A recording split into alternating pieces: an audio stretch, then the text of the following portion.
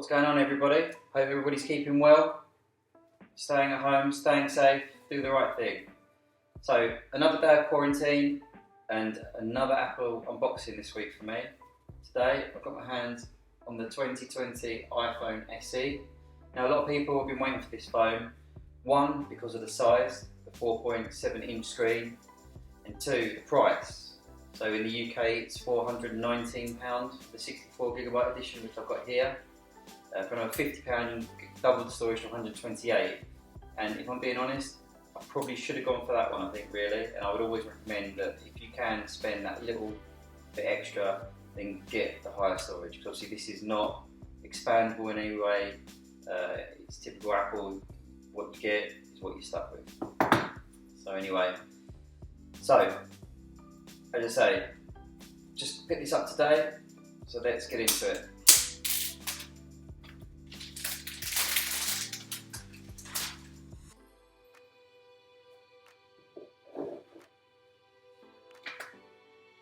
Phone. I went for the white. I actually do quite like the white back with the black bezel. So this phone's basically exactly the same in terms of style and size as the iPhone 8. And on the iPhone 8, the white colour was more of a silver.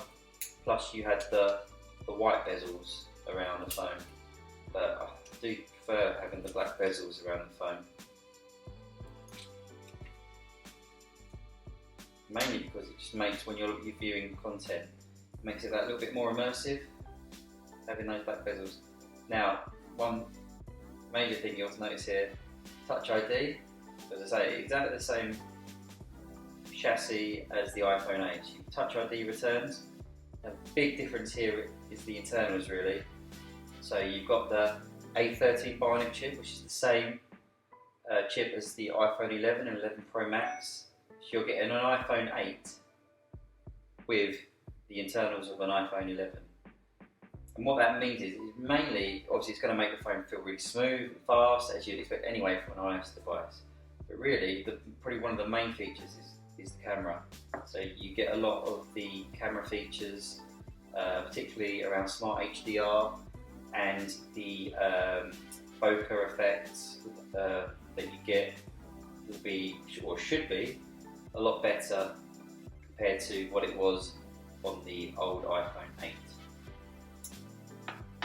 That's the phone. Obviously you get wired headphones, no headphone jack. So obviously on the iPhone 8, the original iPhone 8, you had a headphone jack. Now, obviously this is the 2020 SE model. This was the original SE. So this was Apple used the same body as the iPhone 5. They just basically done the same here with an updated, more modern look, but just copying that 8 body. So you get the wired headphones, charging brick.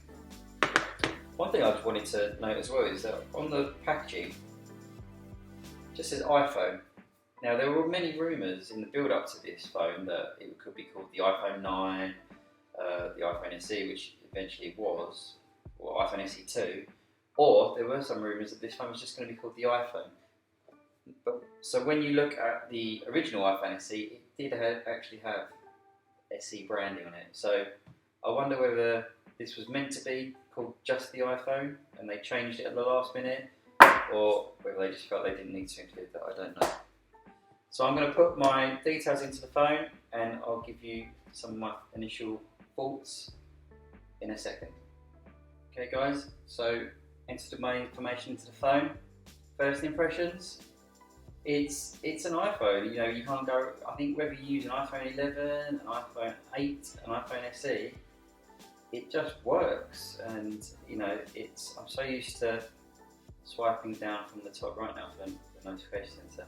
So that's going to be a learning curve, just trying to get back into old style iPhone gestures. But what can I say? I mean, it's snappy. So the Touch ID is it's the sort of the not real button. It's the capacitive button at the bottom here, so it's not actually a button, but it feels like a button when you press it, but it's not a button. It's got a 7 megapixel front facing camera, which is okay, it's nothing amazing, but we'll be testing that out. On the back camera, the rear camera is a 12 megapixel camera, and as I say, it's powered by the A13 Bionic chip, so we should see some good photos. Apple say it's the best single lens camera they've ever produced, so that's quite a big claim. So I thought the iPhone XR was actually quite a good camera, so if this is better, then that'd be great on this form factor of a phone. So yeah, so I'll be putting the phone to the test. The other thing I'll be testing obviously is the battery. So it's a relatively small battery. I think it's just over 1800 milliamp hours.